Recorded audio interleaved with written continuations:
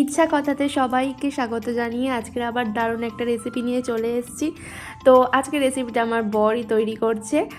তো এখানে তেল গরম হয়ে গেছে আর এই পেঁয়াজ দিয়ে দিয়েছে তেলের মধ্যে। আর দেখতে থাকো, আমি রেসিপিটা পরে বলবো কি হচ্ছে, আগে দেখতে থাকো। তো এখানে ও যেহেতু মানে এটা ওরই, আমি আগে এটা জানতাম না, কোনো দিন খাইনি, মানে এরকমভাবে কোনো দিন খাইনি। জিনিসটা আমি খেয়েছি, তো মানে ও এরকমভাবেই বললো যে আরও বেশি খেতে ভালো লাগবে। তো জিনিসটা ওরকমভাবে তৈরি করলে বেশি ভালো লাগবে খেতে। তো ওর হাতেই আমি প্রথম খেলাম। এর আগে আমি কোনো জায়গায় এরকমভাবে বাড়িতেও খাইনি। তো যাই হোক, অনেক জায়গায় এরকমভাবে তৈরি হয়। তো তেলের মধ্যে পেঁয়াজ দিয়ে এবারে আমরা দিয়ে দেবো এতে পেঁয়াজ কলি আর টমেটো, এর মধ্যে কাঁচা লঙ্কাও দেবো।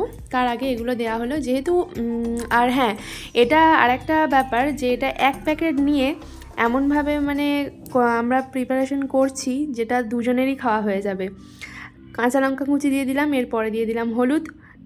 দেখতেই পেলে এটাকে এবার ভালো করে নাড়াচাড়া করে ভেজে নিতে হবে।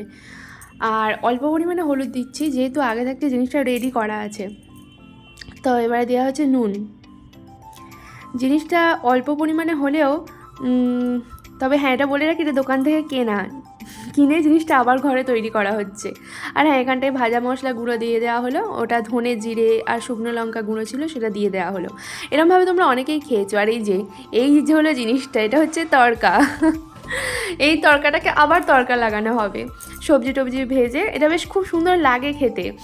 আর এই তড়কাটা আমরা বাড়িতে এক প্যাকেট কিনে আনি, আর তারপরে এইরকমভাবে এমনি প্লেন ভেজ তরকারি কিনে আনা হয়, তারপরে এইরকমভাবে মশলা টশলা দিয়ে আবার নতুন করে আবার তড়কাটাকে তড়কা লাগানো হয় ডবল করে।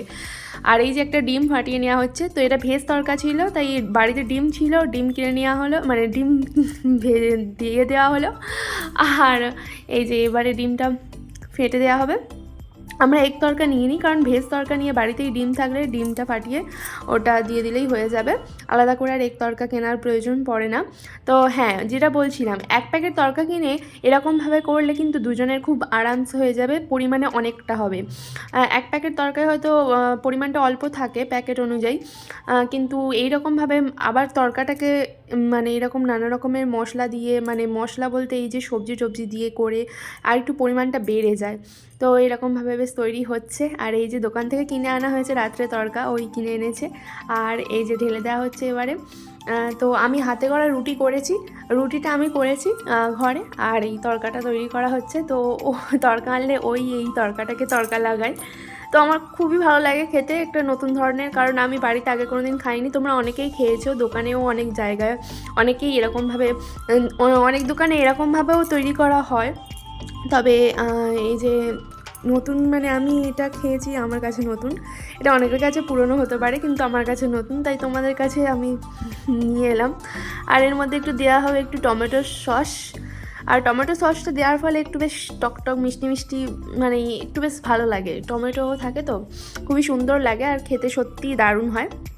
তো তোমরা কে কে এরকমভাবে তড়কা খেয়েছো প্লিজ জানিও। আর এই যে এবারে ভালোভাবে নাড়াচাড়া করে নেওয়া হবে।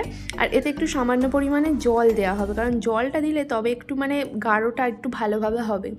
তো ভালো করে নাড়াচাড়া করে নেওয়ার পরে এরপরে অনেকক্ষণ ধরে একটু ভালো করে নাড়াচাড়া করতে হবে। হ্যাঁ, এরপরে দেওয়া হবে ধনেপাতা।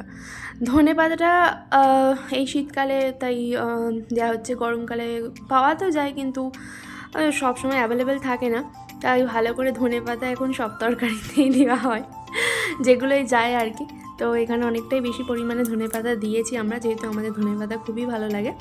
চাইলে তোমরা এটা, অনেকে ধনেপাতা পছন্দ করে না, ধনেপাতা স্কিপ করতে পারো। তো এই যে হচ্ছে এখন রান্না।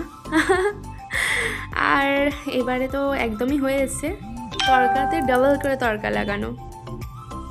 এই যে দেখো একদম কমপ্লিট হয়ে গেছে।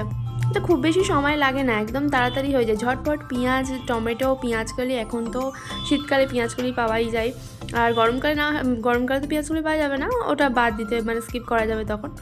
তো এই যে একদম পুরো রেডি হয়ে গেছে। আর এই হাতে করা রুটি আর এই গরম গরম তড়কা, সত্যি সত্যি অসাধারণ খেতে লাগে। তোমরা একবার ট্রাই করো, অনেকেই হয়তো ট্রাই করেছো, আমার কাছে নতুন রেসিপিটা, তাই তোমাদের সাথে শেয়ার করলাম। তো এই যে দেখে নাও ফাইনাল লুক, তো তোমরা একবার অবশ্যই ট্রাই করো।